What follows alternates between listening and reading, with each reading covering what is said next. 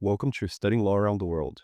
I'm Claudio Klaus. In each episode, I talk with lawyers, law students, and professors from different parts of the world to talk about legal education, careers, and what the profession looks like in real life. We talk about the hard parts, the surprises, and the decisions that shaped their paths. Whether you're planning to study abroad, thinking about working in another legal system, or just curious about how law works around the world, this podcast is for you. This episode is sponsored by Contender. How are you doing on LinkedIn? If you're like 99% of lawyers, your answer is not great, which makes sense. You learned LinkedIn as the place to stash a digital resume and share firm pressers. So no wonder your LinkedIn presence is somewhere between vanilla and non-existent. But I've got good news. Since we all learned LinkedIn the wrong way, it's pretty easy to attract more positive attention for you or your business. Since 2022, Contender has been the premier agency helping lawyers go from invisible to impossible to ignore on LinkedIn. To learn more, check out www.contenderllc.com. Tell them Claudio sent you.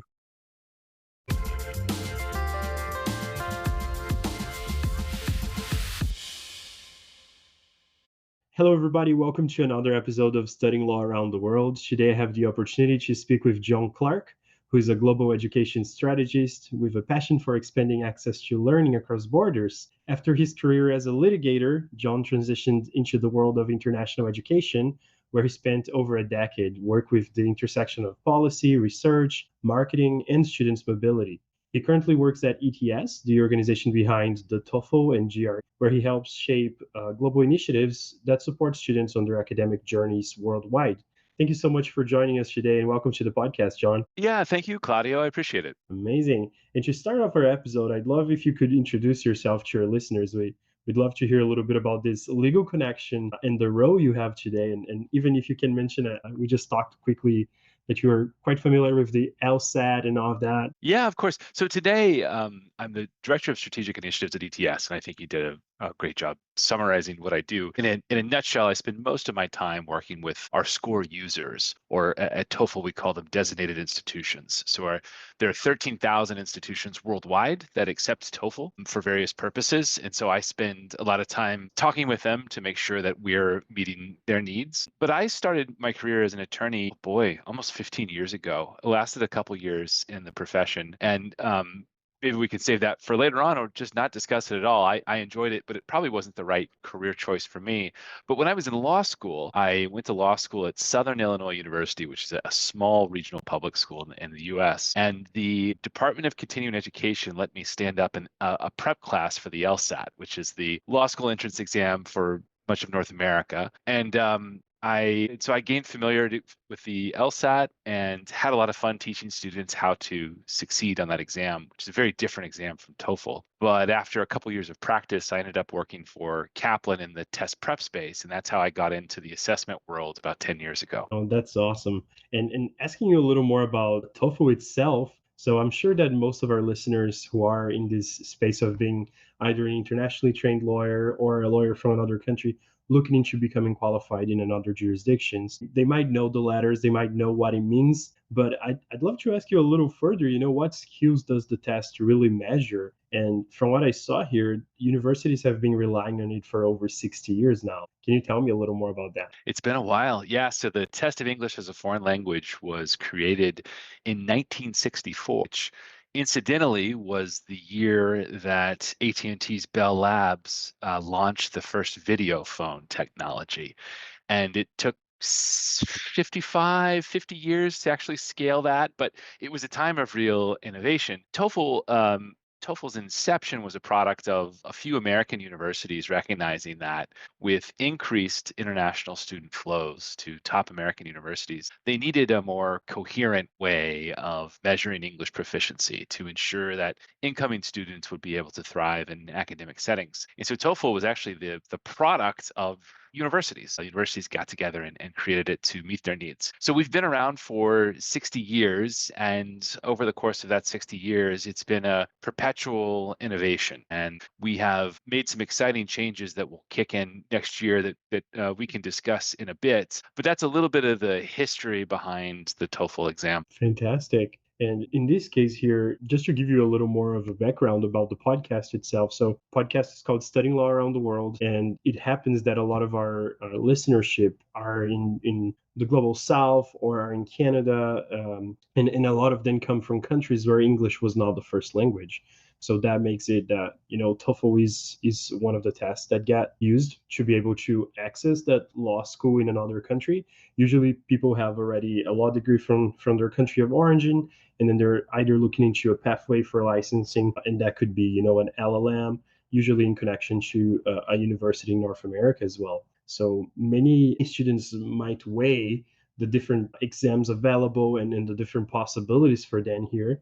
And I wanted to ask if you could tell me a little bit about what sets TOEFL apart from other tests in the market. Yeah, that's a great question. And Claudio, I will begin my answer by noting that I failed to answer one of your core questions just 45 seconds ago, and that is the TOEFL test reading, writing, speaking, and listening, the four core English skills. And that is a nice segue into what sets TOEFL apart. So, TOEFL is a measure of English in academic environments. That's been its purpose for 6 decades. And starting in January, we are adding some more modernized language to the exam. So the exam will continue to be a test of English proficiency in academic settings, but we're going to modernize it by testing a few new things. To give you one example, we hear from a lot of institutions that accept TOEFL that they're increasingly curious about students' ability to communicate with peers, not just their ability to read textbooks and listen to a lecture. But as group and experiential learning grows more important, we're trying to capture a broader swath of English that's used in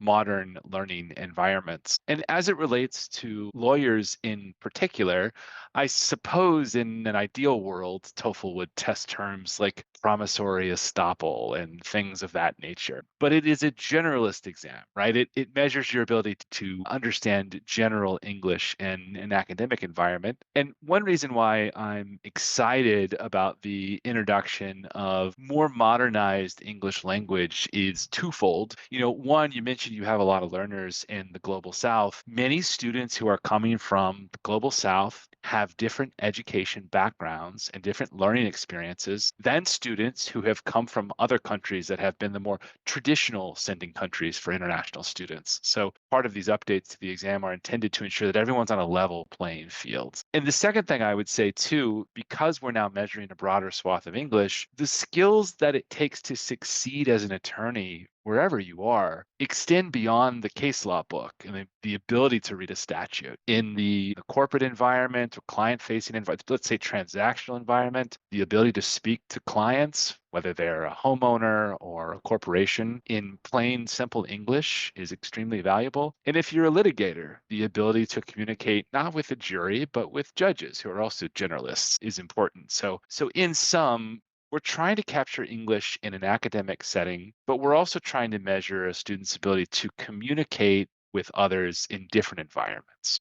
That's fantastic. I cannot think of a better way to do that when I'm thinking that really the like one of the biggest and most important parts of the student experience is really that possibility of building a network, of interacting with peers and being court ready in a way. But I really appreciate that that's something that is looked at, because I cannot even state how important that has been for my story, to really be interacting with peers, to really be with people in the classroom, and really exchanging those experiences. So I'm just very happy that the TOEFL is looking at that. And I took the TOEFL myself last year to get into my LLM at the University of Toronto. So now I saw that ETS rolled out a few different things, including in-house proctors, AI identity checks, a simpler check-in for the home edition. And that's exciting to know. I'm always happy to see when companies are improving continuously. And I'd love to hear if there is, feedback so far for these improvements. And I know that a lot of new things are coming up as well. So could you tell us a little more about those? Yeah, of course. By the way, I am curious. Let me talk about the updates. My experience that first year in law school was that I had to learn an entirely different language because, particularly English common law, where there's a lot of parallels in Canada and US, it's all Latin and French origin, which was profoundly frustrating. Has that been your experience? And then I promise I'll answer the question. Oh, it's all good. Yeah, no, in reality, it really is. It's interesting because a lot of people who will be, telling you how to prepare to take the most out of the experience of the course will definitely advise you to, keep an eye out for just improving your English in general, and then classes will do well. And honestly, that was a good advice. But definitely, there's a lot of new words to learn and a lot of new, Latin and French references to be caught on. And it's even interesting for people who know the language. I have a few classmates who speak French, but the French references in law are like old French. So the words don't even make sense if they just hear, the expressions right now. They're not really connecting to what those would mean in knowing French of 2015, 2020. So it's been really interesting to see that Yeah. language learning aspect of it. Yeah.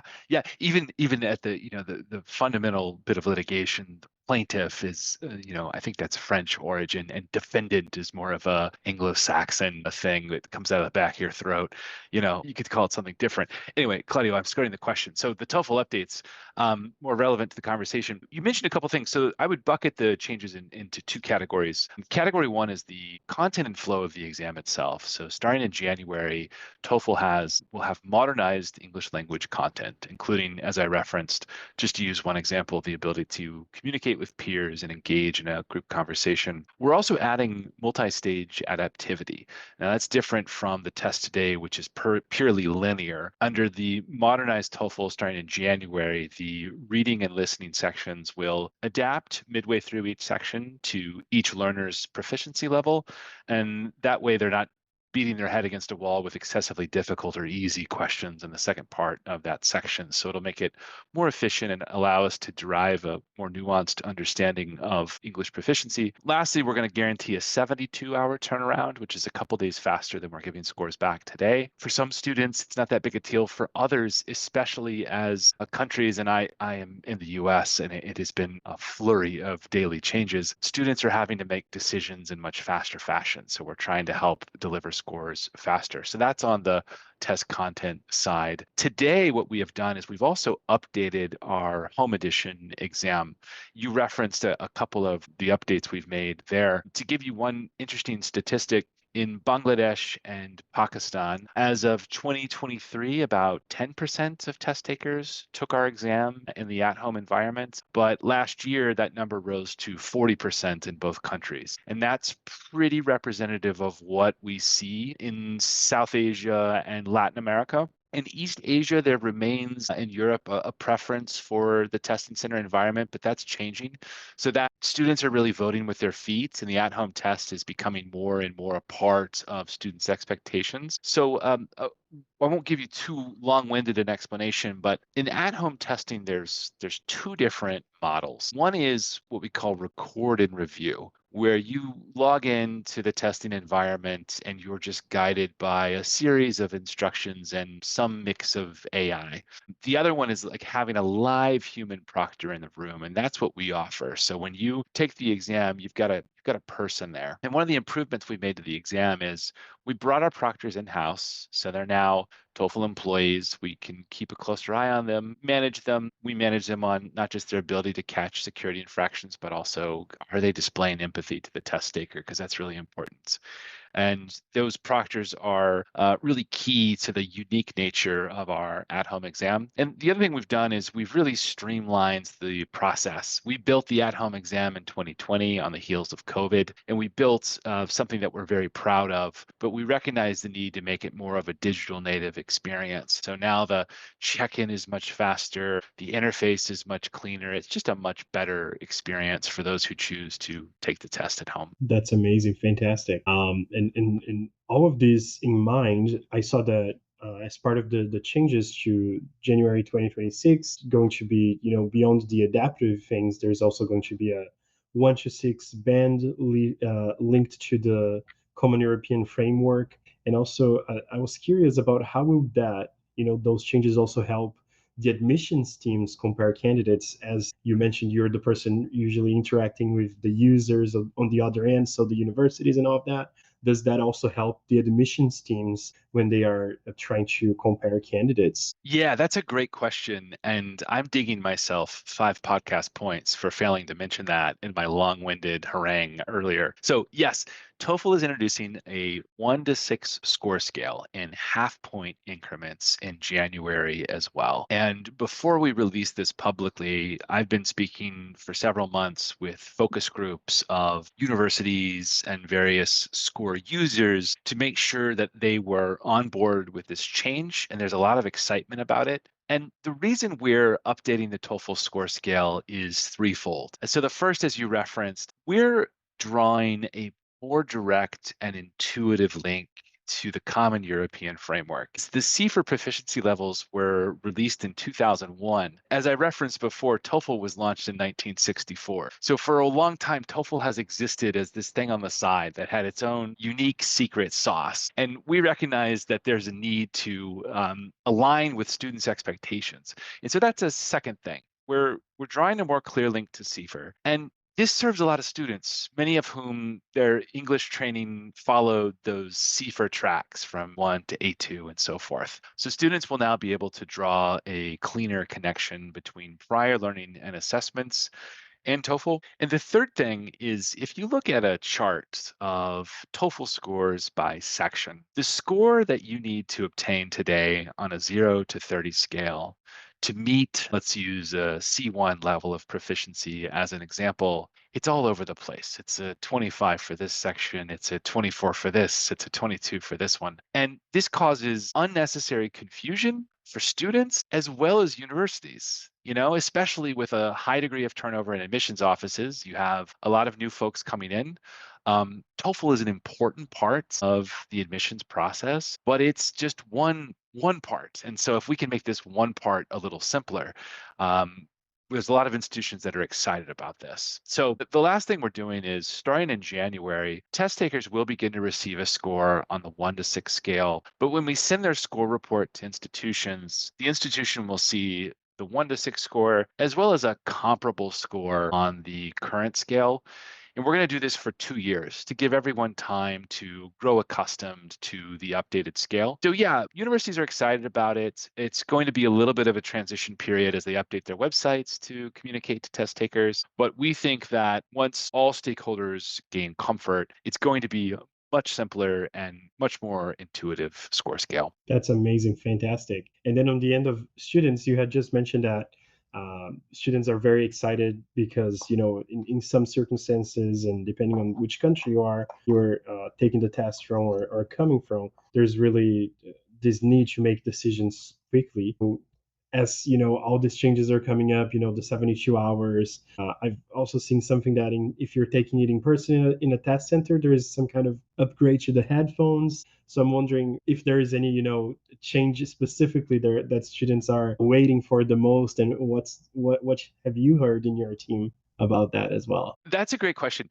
We survey our students just mercilessly, and we're always mindful of making sure we're not over surveying them because, who wants to talk to TOEFL after they've taken it? But we take those responses really seriously. And over the past few years, one of the most common criticisms of the test center experience is the level of noise in the testing environment. That's a very fair criticism. In a perfect world, everyone would be able to take their exam in a individual hotel suite, but logistics constraints prevent us from doing so. So we are launching updated headphones that allow students to take the exam with less interruption. There's going to be less noise in the testing environment and allow them to focus better at the test center. So that's something we're excited about. I would say too, we had piloted the new home edition experience in several countries this spring. And one of the exciting things is we've reduced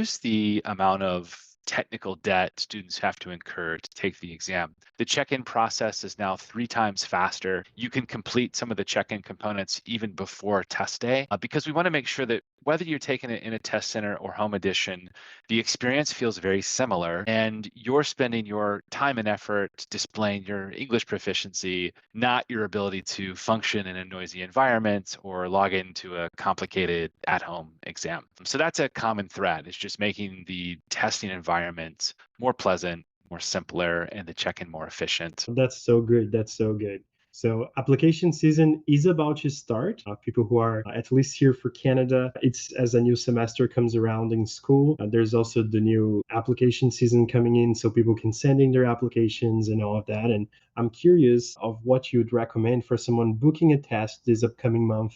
What kind of resources would you point them to first? And where they can maybe follow the latest updates if they want to know a little more about how to get ready. Absolutely. Well, for those that are taking the test in the short term, if you go to our website, we have a host of resources that will help you get acclimated to the exam, from full-length practice tests to online section-specific practice. You can also tell us how much time you have to study and pull up study guides based on the duration of prep time you have. I think those are really helpful. For the updated version of the game, starting in January, we've started to release a series of resources, and we'll have much more in August. So you can follow us on your social media of choice at TOEFL, or check out the website. But the last note I would get to is gaining comfort with the format is really valuable, because then again, you're not sweating the format on test day. You're just showing us how great your English skills are. So to the extent that you can, and these resources are all available for free. If you want to really understand what the test is, how it functions, that's all available on our website, and I would encourage folks to check that out. Fantastic. Well, I really appreciate it. It's not every episode that we talk about admissions and all of that we have the chance to speak to a former lawyer in that process. So it's just a big satisfaction to have you here today. Thank you so much for taking the time, and thank you all for tuning into today's episode. Thanks so much, Claudio. Every now and then I think about getting back in the profession, so maybe someday I'll work for a listener. So thank you so much. This was a lot of fun.